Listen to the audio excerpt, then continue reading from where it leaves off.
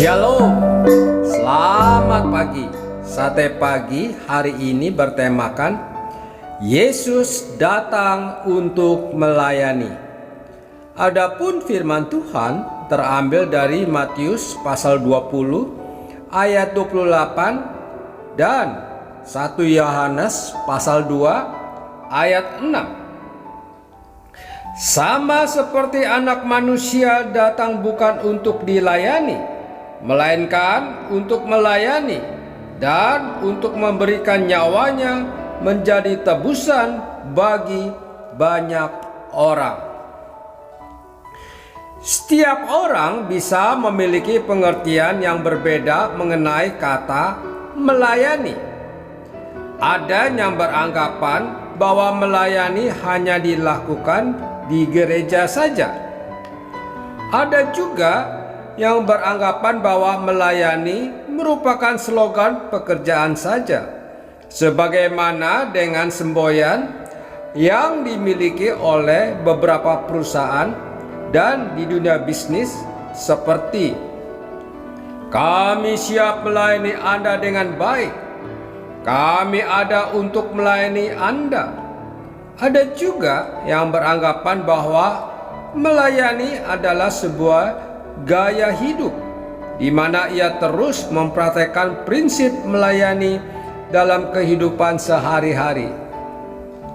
Sebut saja Pak Hartono, ia seorang yang giat melayani dan terlibat dalam berbagai pelayanan di gereja.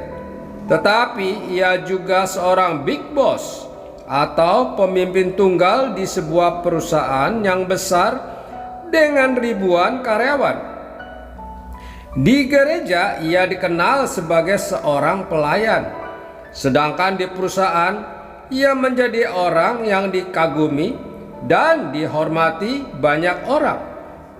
Meski ia seorang bos, tetapi di gereja ia tidak pernah keberatan mengangkat sampah yang berceceran di lantai.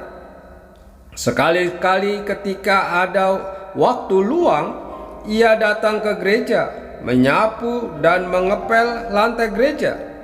Ia tidak malu melakukannya karena ia beranggapan bahwa ia melayani raja di atas segala raja.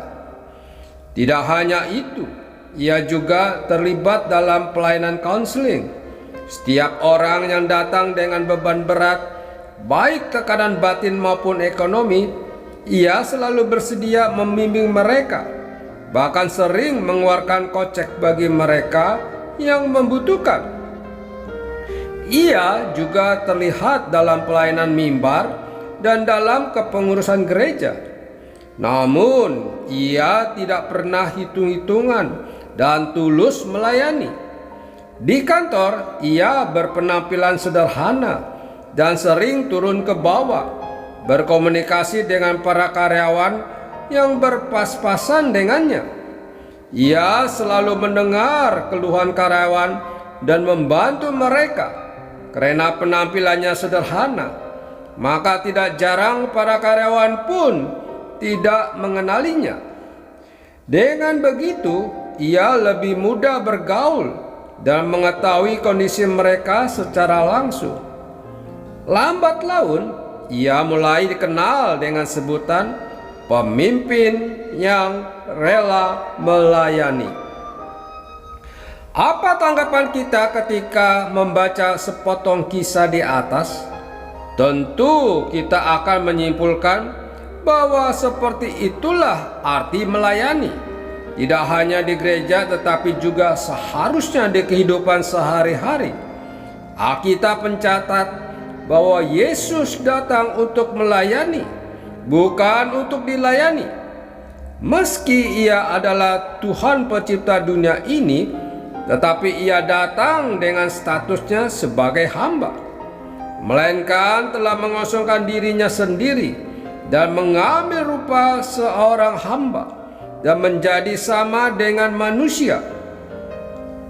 Banyak bukti peristiwa pelayanannya yang memperlihatkan Yesus melayani. Ia membasuh kaki murid-muridnya, ia menyembuhkan yang sakit, mengelilingi berbagai wilayah Israel untuk tujuan melayani. Ia melayani seorang pemuka agama, perempuan Samaria, dan lain sebagainya. Karena itu, teladanilah Yesus. Janganlah maunya dilayani saja, melayanilah dengan tulus. Amin. Mari kita berdoa. Bapa Surgawi, ajarku untuk menjadi pelayan yang melayani bukan untuk dilayani, sama seperti Tuhan Yesus yang datang untuk melayani.